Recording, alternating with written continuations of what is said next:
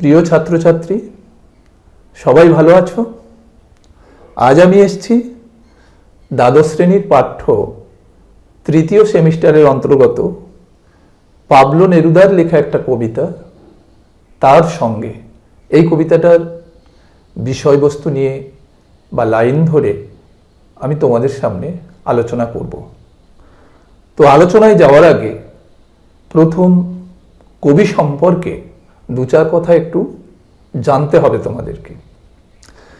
দেখো, Pablo Neruda হলেন চিলির একজন বিখ্যাত কবি এবং দক্ষ রাজনীতিবিদ। 1904 সালের 12 জুলাই তিনি জন্মগ্রহণ করেন। তার প্রকৃত নাম বলতে পারবে? তার প্রকৃত নাম কি? এটা কিন্তু প্রশ্ন পড়ে, এমসিকিউ প্রশ্ন পড়ে। তার প্রকৃত নাম নেপতালি রিকার্দো রেস বাসওয়ালতো। পাবলো নেরুদা, এটা কিন্তু তার ছদ্মনাম। এই ছদ্মনাম ব্যবহারের একটা কারণও আছে। আমরা দুটো কারণ খুঁজে পাই তার এই ছদ্মনাম ব্যবহারের ক্ষেত্রে। একটা কারণ, সে যুগে এটা একটা জনপ্রিয় রীতি ছিল ছদ্মনাম গ্রহণ করা। অনেক কবি ওই সময়ে ছদ্মনাম গ্রহণ করেছেন। হতে পারে পাবলো নেরুদাও সেই হিসেবে তিনি ছদ্মনাম গ্রহণ করেছেন। আবার আর একটা কারণ হলো, তার বাবা চাইতেন না, তিনি কট্টরপন্থী লোক ছিলেন। তার বাবা চাইতেন না যে তার ছেলে কবি হোক বা সাহিত্য নিয়ে আলোচনা করুক। তার বাবা চাইতেন যে তার ছেলে একজন বড় কাজ করবে, চাকরি বাকরি করবে, সংসার জীবন করবে, এগুলো চাইতেন। তাই বাবার কাছ থেকে লুকোনোর জন্য কবি কিন্তু এই ছদ্মনামটা ব্যবহার করতে পারেন। যাই হোক, তার উল্লেখযোগ্য কাব্য গ্রন্থগুলি হল Extravagaria, 20 love poems and a song of despair, residence of earth, Spain in our heart ইত্যাদি উল্লেখযোগ্য। 1927 সালে চিলির সরকার নেরুদাকে রাষ্ট্রদূত করে রেঙ্গুনে পাঠান। এটা হলো নেরুদার মানবিক সত্তা। মানবিক কবি সত্তা আমরা দেখছি, আবার তার যে মানবিক সত্তা সেটা হচ্ছে এটাই দিক। 1971 সালে তিনি নোবেল পুরস্কার পান। নেরুদা কমিউনিস্ট মনোভাবাপন্ন মানুষ ছিলেন। তিনি চিলির কমিউনিস্ট পার্টিতে যোগ দেন এবং সেনেটর হিসেবে কাজ করেন। তার সঙ্গে কবিতাটি নেরুদা স্প্যানিশ ভাষায় রচনা করেন, যার নাম দিয়েছিলেন কন এলা। কবির এক্সট্রাভাগারিয়া কাব্যগ্রন্থের অন্তর্গত। কবিতাটির ইংরাজি অনুবাদও হয়, যার নাম উইথ হার। পরে কবি শক্তি চট্টোপাধ্যায় কবিতাটিকে বাংলায় অনুবাদ করেন। তাহলে এখানে একটা প্রশ্ন, যে তার সঙ্গে কবিতাটির অনুবাদককে? শক্তি চট্টোপাধ্যায়। পাবলো নেরুদার প্রেমের কবিতা নামক অনুবাদ গ্রন্থে প্রথমে এই তার সঙ্গে কবিতাটি অন্তর্ভুক্ত হয়। এরপরে পাবলো নেরুদার শ্রেষ্ঠ কবিতা গ্রন্থটিতে তার সঙ্গে কবিতাটি অন্তর্ভুক্ত হয়। এই গ্রন্থে 62টি কবিতার মধ্যে 38 সংখ্যক কবিতা হল তার সঙ্গে। 1936 সালে ফ্রাঙ্কোর নেতৃত্বে স্পেনে সামরিক বিদ্রোহ দেখা দিলে স্পেনে গৃহযুদ্ধ দেখা দেয়। সেই গৃহযুদ্ধের কারণে প্রতিবাদের ঝড় ওঠে স্পেনে, কিন্তু শাসকের বজ্র মুষ্টি মুহূর্তের মধ্যে তা থামিয়ে দেয়। কবি গার্সিয়া লোরকার কথা এখানে বলতেই হয়। গার্সিয়া লোরকা ফ্যাসিবাদের বিরুদ্ধে এবং সাধারণ মানুষের পক্ষে তিনি কবিতা লিখতেন। তাই ফ্যাসিবাদের চক্রান্তে তাকে খুন হতে হয়। নেরুদা ব্যথিত হলেন এবং তিনিও কবিতাকে হাতিয়ার করলেন। কবিতাকে বিপ্লবের পথ বলে ধরে নিলেন এবং শাসকের বিরুদ্ধে তিনি কবিতা লিখতে শুরু করলেন। মানুষকে একত্রিত করার জন্য তিনি কলম ধরলেন। তাঁকেও কনসাল পদ ছাড়তে হয় এবং তিনিও শাসকের চক্ষুশূল হয়ে ওঠেন। তাকে এ শহর ও শহর তাকে পালিয়ে পালিয়ে বেড়াতে হয়। তার কবিতার কথাগুলি যেন অন্তরে প্রতিধ্বনিত হয় ঐক্যবদ্ধ সংগ্রামের চেতনা, আর অন্যদিকে প্রেমের আকুতি, যা মিলেমিশে খারাপ সময়টা জুঝবে বলে আগুন হয়ে ঝরে পড়ে তার কবিতায়। এবার সরাসরি কবিতায় চলে যাব। তোমরা তো পাঠ্য বই পেয়েছ, তোমাদের পাঠ্য বইটা সামনে একটু খুলে নাও, তাহলে সুবিধা হবে। কবি কি বলছেন? সময়টা খুব সুবিধের না, আমার জন্য অপেক্ষা করো, দুজনে মিলে খুব সমঝে একে পার করতে হবে। আসলে একটা সময় এসেছে যখন সব কিছু প্রতিকূল, একটা অস্থির সময়, রাজনৈতিক অস্থিরতা, সামাজিক অবক্ষয়, নৈতিকতার ধ্বংস, এসব দেখে সময়টাকে অস্থির আর জীবনযাপনের জন্য অত্যন্ত অসুবিধাজনক বলে চিহ্নিত করেছেন কবি এখানে। আর এই অশান্ত সময়কে একলা পার করা খুব দুঃসাধ্য। এ সময়ে দরকার একজন সহযোদ্ধার। এখানে কবি তাঁর সঙ্গিনী অর্থাৎ তাঁর প্রিয়তমাকে বলেছেন তার জন্য অপেক্ষা করতে। খুব সমঝে কথার অর্থ কি? সমঝে কথার অর্থ পারিপার্শ্বিক প্রতিকূলতাকে ভালো করে বুঝে শুনে তবেই এগিয়ে যেতে হবে। তুমি তোমার ওই ছোট্ট দুটি হাত আমার হাতে রাখো, কষ্টে সৃষ্টে উঠে দাঁড়াবো, ব্যাপারটা বুঝবো, আহ্লাদ করব। অর্থাৎ কবির সঙ্গিনী বা প্রিয়তমার ছোট্ট দুটি হাত আমাদেরকে কি বুঝিয়ে দেয়? আমাদেরকে বুঝিয়ে দেয় আগামী দিনের নবীন প্রজন্মের কথা, যাদেরকে সঙ্গে নিয়েই লড়াই সংগ্রামের মধ্যে দিয়ে বিপ্লবের উদযাপন করতে চেয়েছেন কবি। কষ্টে সৃষ্টে উঠে দাঁড়াবো, ব্যাপারটা বুঝবো, আহ্লাদ করব।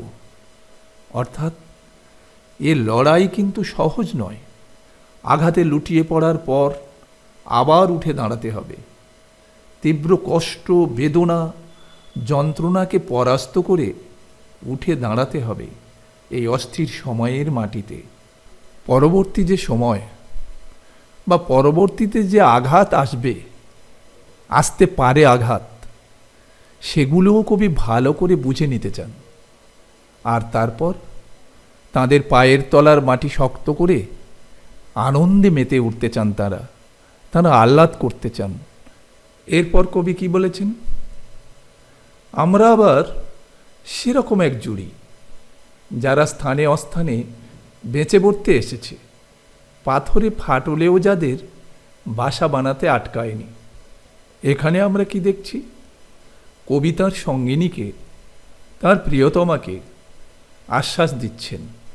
কি বলছেন? তাঁরা এর আগে অনেক কঠিন সময় পেরিয়ে এসেছেন, অনেক বাধা তারা অতিক্রম করেছেন। ঠিক যেমন কিছু পাখি বা প্রাণীরা পাথরের ফাটলেও বাসা বানিয়ে নেয়, তেমনি তাঁরাও এই জীবন সংগ্রামে টিকে থাকতে অবশ্যই পারবেন। অর্থাৎ ভালোবাসার তাগিদ যদি অপ্রতিরোধ্য হয়, তাহলে যে কোনো অস্থির, প্রতিকূল, খারাপ সময়ের সঙ্গে লড়াই করে নিজেকে বাঁচিয়ে রাখা যায়। প্রয়োজন শুধু সমমনস্ক এক জুড়ির। দুজনের ঐকান্তিক প্রচেষ্টা ছাড়া এই প্রয়াস কখনো সফল হবে না। কবির সঙ্গিনীর প্রতি তার বিশ্বাস অটুট। নরম পলিমাটির সরসতা এখানে না থাকলেও পাথরের সংকীর্ণ খাঁজ থেকে জীবনের চারাগাছ মাথা তুলে দাঁড়ায়, বেঁচে থাকার স্পর্ধায় মাথা তোলে, এই পাথরের বুকে আবাসস্থল স্থাপন করে, আর প্রতিকূল পরিবেশে হার না মানা যেন চরমতম সাফল্য এখানে। এরপরে কবি কি বলেছেন? সময়টা মোটেই সুবিধের না, রসু আমার জন্য দাঁড়াও, কাঁখে ঝুড়ি নাও, শাবল নাও, জুতো পরো, কাপড় চোপড় সঙ্গে নিয়ে যাও, যা পারো। তোমরা দেখো, কবিতার তৃতীয় স্তবকে আবার একবার অস্থির অশান্ত সময়ে সাধারণ মানুষের জীবনযাপনের যে অসুবিধা তার কথা প্রতিধ্বনিত হয়েছে। সময়টা মোটেই সুবিধাজনক নয়, রসো, রসো মানে অপেক্ষা করো। কবি তার জন্য তার সহযোদ্ধা সঙ্গিনীকে অপেক্ষা করতে বলেছেন, কারণ এ পথ সহজ নয়, ঐক্যবদ্ধ হতেই হবে। তাছাড়া এ কঠিন বাধা দূর করা কখনো সম্ভব নয়। কাঁখে ঝুড়ি নাও, শাবল নাও, জুতো পরো, কাপড় চোপড় সঙ্গে নিয়ে নাও, যা পারো। এই যে ঝুড়ি, শাবল, এগুলো কি কাজে লাগে বলতে পারো তোমরা? আসলে এগুলো প্রতিদিনের জীবনযাপনের সঙ্গী, অর্থাৎ কবির মনে বুক ভরা প্রত্যাশা আছে। সমস্ত প্রতিকূলতাকে, সমস্ত অস্থির সময়কে কাটিয়ে তিনি আবার সাধারণ জীবনযাপনে ফিরবেন। ঝুড়ি শাবল নিয়ে পথে নামতে হবে। অস্থির অশান্ত বর্তমান থেকে যে পথ গিয়েছে সোনালী ভবিষ্যতের দিকে, শাবলের নির্দয় আঘাতে কঠিন বাধাকে চূর্ণ বিচূর্ণ করে দিতে হবে, আর ঝুড়িতে করে ছুঁড়ে ফেলতে হবে অজ্ঞানতা, ভীরুতার মতো আবর্জনাগুলোকে। খালি পায়ে চললে হয়তো রক্তাক্ত হতে পারে। এখানে জুতো যেন বর্মের প্রতীক। জুতো জোড়া পরতে হবে, নিশ্চিন্ত নিরাপদ আশ্রয় ছেড়ে প্রয়োজন মতো পোশাক পরিচ্ছদ নিয়ে একেবারে বের হয়ে পড়তে হবে। তবে সেই পোশাক পরিচ্ছদের ভার যেন দুঃসহ না হয়ে ওঠে। এখন আমাদের একে অপরকে লাগবে, শুধু কার্নেশন ফুলের জন্য না, মধু তালাশের জন্যও না। আমাদের দুজনের হাতগুলোই লাগবে ধুয়ে মুছে আগুন বানানোর জন্য। দেখো, চতুর্থ স্তবকে এসেও কবি আবার বলেছেন, একে অপরকে ছাড়া এই অস্থির সময়ের প্রতিকূল স্রোত পার করা এক কথায় অসম্ভব। মানে কবি বারবার বলতে চেয়েছেন, জোটবদ্ধ হতে হবে। একতা ছাড়া এ লড়াই সম্ভব নয়, এ সংগ্রাম কখনোই সম্ভব নয়। শুধু কার্নেশন ফুলের জন্য না। কার্নেশন ফুলটা কি? এক ধরনের গোলাপি রঙের উজ্জ্বল একটা ফুল। মূলত ভূমধ্যসাগরীয় অঞ্চলে জন্মায় এই ফুল। কার্নেশন ফুল হলো সুখ স্বপ্নে মোড়া, সংগ্রামহীন নিশ্চিন্ত জীবনের প্রতীক। কিন্তু সেই জীবন এই অস্থির সময়ে, অশান্ত সময়ে ভাবনা করা তো অবাস্তব। তাই কবি তার প্রিয়তমা সঙ্গিনীকে মনে করিয়ে দিয়েছেন তার সঙ্গ প্রয়োজন কার্নেশন ফুল কিংবা মধু তালাশের জন্য নয়। এখানে তালাশ কথার অর্থ কি? তালাশ মূলত একটা আরবি শব্দ। এর অর্থ হচ্ছে অনুসন্ধান, অর্থাৎ মধু আহরণের জন্য নয়।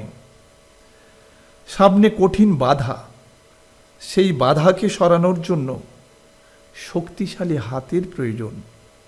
যে ঐক্যবদ্ধ হাত শোষণ, বঞ্চনা ও অবক্ষয়ের জঞ্জালকে ধুয়ে মুছে আগুন বানাবে।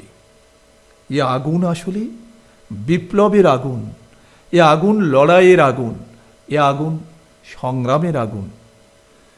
এ আগুন পুরনোকে বিনাশ ঘটিয়ে নতুনের অভিষেক ঘটাবে। আর কবিতায় তার সহযোদ্ধাদেরকে আহ্বান জানিয়েছেন। সব শেষে কবি কি বলেছেন?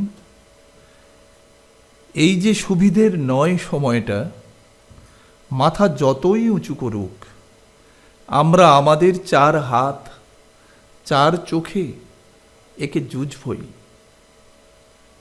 সংঘবদ্ধতার শক্তিতে খারাপ সময়, অশান্ত সময়, অস্থির সময় যতই মাথা উঁচু করুক, তার সাথে যুঝবার অর্থাৎ লড়াই করার অঙ্গীকার ঘোষিত হয়েছে এখানে। কবি এবং তার সহযোদ্ধাদের সাহস, মনোবল কিন্তু অদম্য। খারাপ সময়ের চোখরাঙানিকে অগ্রাহ্য করে আত্মবিশ্বাসে বলীয়ান হয়ে উঠেছেন তারা। একসঙ্গে সমাজ বদলের স্বপ্ন দেখতে হবে, তবে হাত ছেড়ে নয়, 4 হাত এক করে বেঁধে বেঁধে থাকতে হবে। সুবিধের নয় এই যে সময়, অর্থাৎ এই যে অস্থির সময়, অশান্ত সময়, সেই সময়টাকে হার মানিয়ে দিয়ে সাধারণের জন্য সুবিধাজনক সময় সৃষ্টির আহ্বান জানিয়েছেন কবি। সারা কবিতায় আমরা তাহলে কি দেখলাম? একদিকে অস্থির সময়, রাজনৈতিক অস্থিরতা, শোষণ, বঞ্চনা, নিপীড়ন, তার বিরুদ্ধে ঐক্যবদ্ধ সংগ্রাম, বিদ্রোহ ঘোষণা। আর অন্যদিকে প্রেমের আকুতি, যা মিলেমিশে খারাপ সময়টা জুঝবে বলে আগুন হয়ে ঝরে পড়েছে এই কবিতায়। আলোচনাটা এখানেই শেষ করলাম। তোমাদের কেমন লাগলো? তোমাদের যদি বুঝতে অসুবিধা হয়, কোনো প্রশ্ন থাকে, কোনো শব্দের মানে বা কোনো লাইনের মানে যদি বুঝতে অসুবিধা হয়, তোমরা অবশ্যই কমেন্ট করে আমাকে জানাবে।